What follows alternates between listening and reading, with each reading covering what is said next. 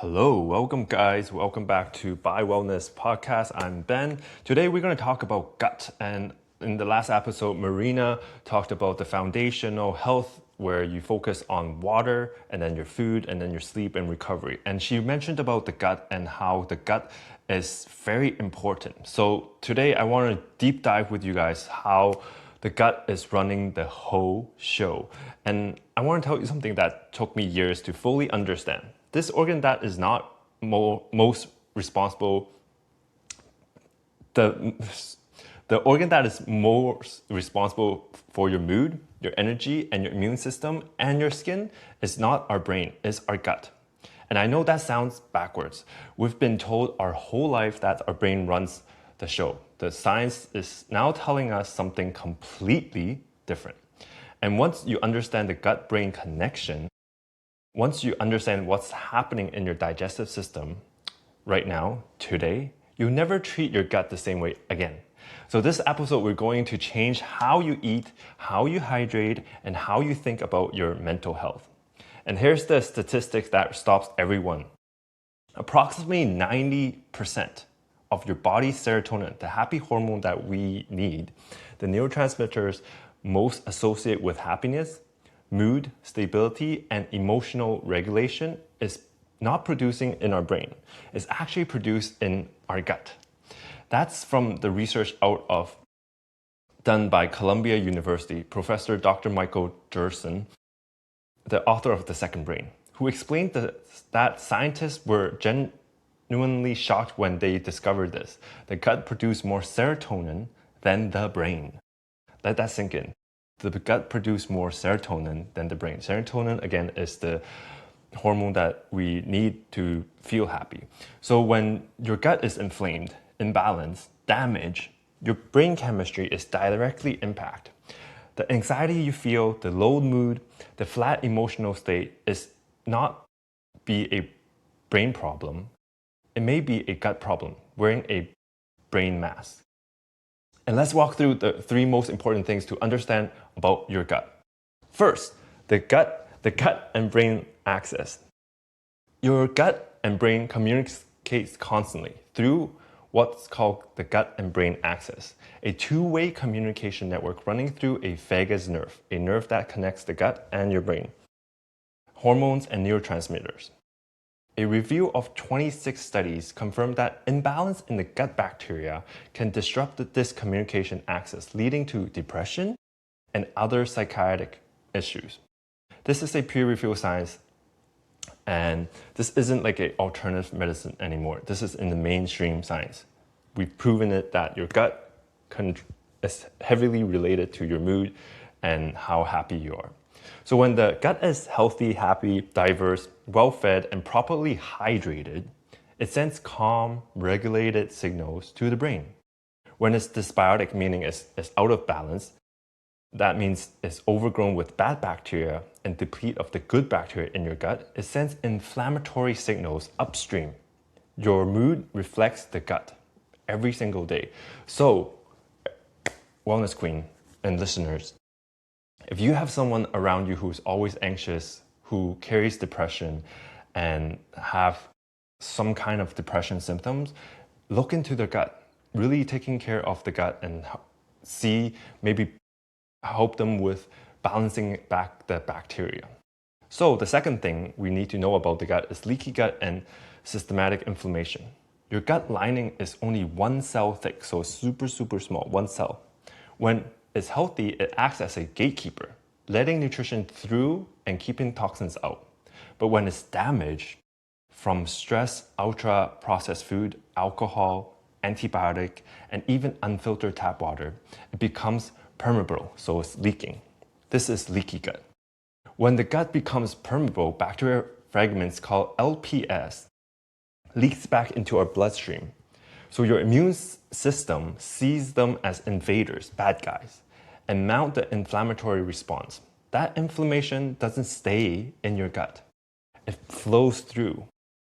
It crosses the blood-brain barrier, which means it goes all the way up to our brain. And research published has directly documented the relation between intestinal permeability, elevate inflammatory markers, and psychiatric syndromes, including depression and anxiety. So meaning if you have a bad gut, a leaky gut, a gut that has holes, then you're more likely to have depression and anxiety. So if you're someone who are feeling anxious all the time, or you know you're on the borderline of depression, stop looking into your mood or your brain. Start looking into your gut. The panic attacks, the brain fog that won't lift, the depression that antidepressant didn't touch, for many people, the root cause is in the gut. So the third thing I want you to know about your gut is that ultra-processed food starves the beneficial bacteria your gut needs. So the more fast food, the more bad processed food that you eat is actually killing the good bacteria in your gut. And refined sugar feeds the pathogenic bacteria, the bad bacteria in our gut. And tap water kills the microbiome in the gut, the good bacteria. So we need to know what we're doing on a day-to-day basis that's harming our good bacteria, what's feeding the good bacteria, and what's helping the bad bacteria grow. So we need to really understand. So once you understand the balance of the bacteria, what the good bacteria needs and the bad bacteria wants, we are more cautious of what we eat. So here's the shift. I used to treat gut health as a digestive issues, bloating, constipation, discomfort, something you dealt with after the fact. Now, I understand that gut health is the foundation of everything. My mood, my skin, my immune system, my energy, all starts in my gut. When I started treating my gut as the priority instead of an afterthought, the downstream changes were more significant than anything I've experienced from any of the other interventions, other biohacks that I've tried. So my anxiety became manageable, my skin cleared up, my energy stabilized, and I stopped getting sick every time winter came around. None of this required a prescription.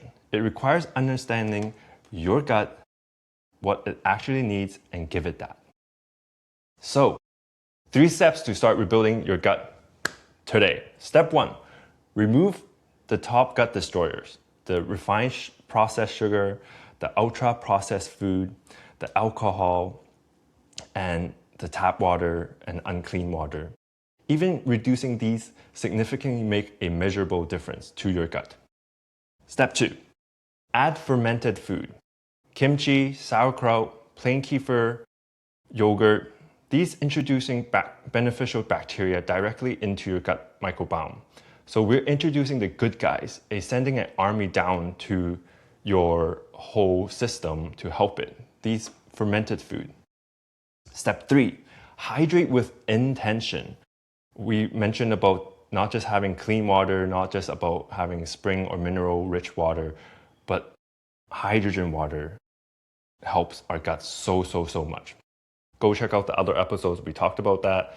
And your gut movement with the food and through the digestive system depend on the water. And dehydration is one of the most overlooked causes of constipation, bloating, and sluggish digestion. Quality water consistently consumed is the gut medicine. So a lot of people have gut issues who have bloating, constipation, and all the things. Most likely you're being told to do a fast. If you go to a doctor, they might prescribe you antibiotics. But every time when we take antibiotics, it control, shift, delete. It resets the whole thing. Good and bad bacteria all gone. So that's why you have to do step 2, which is adding back the fermented food slowly. So you're rebuilding that good bacteria, that good army in your gut.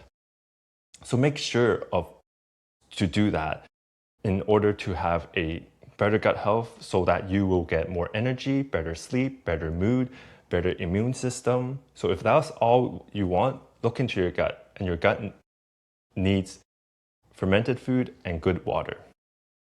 So if you want to know the exact water I use, which I always mention is the hydrogen water, why I believe it been the single biggest upgrade for my gut health, DM me water on Instagram. My Instagram handle is benyim33, BENYIM 33 and just message me water, one word, and I'll send you everything that I found and has helped me and my clients rebuild their gut health and finally get that energy, that glow in your skin back. So this is today's episode, and I'm thank you that you guys are here learning about the gut health and how your gut controls so many things that you are trying to fix. And I really hope that after this, you understand how to treat your gut, what to look out for, how to help it, and what is the foundation of your gut health. Thank you again. And again, none of this is a medical claim. It's not any medical advice. This is only for sharing educational purpose. And please consult your physicians. And I appreciate you being here. And thank you for listening. I'll see you at the next episode.